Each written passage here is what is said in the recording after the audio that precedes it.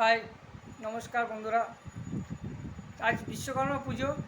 এই বিশ্বকর্মা পুজোর উপলক্ষে আমাদের যে বড় বড় দাদা ভাইরা আছে তারা একটুখানি বিশ্বকর্মা পুজোটা বেসিক্যালি কি একটু মদ খাওয়ার পুজো। তা আজকে বিশ্বকর্মা পুজোর মদ খাওয়ার কিছুটা টিপস তোমাদেরকে দিই, কখন কোন সময় কোন মদটা খাবে আজ সারাদিন। আজ মোটামুটি দুপুরের ওয়েদারটা একটু গরম আছে, দুপুরের দিকটা তোমরা বিয়ার দিয়ে চালিয়ে নিও।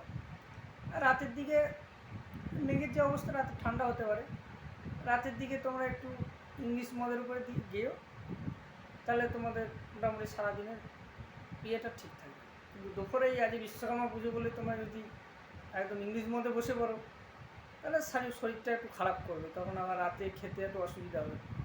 তাই দুপুরটা তোমরা বিয়ার দিয়ে চালিয়ে দিও, আর রাতে ইংলিশ খাবে, ঠিক আছে? আমার এই ছোটো টিপস একটু কাজে লাগিয়ে তোমরা।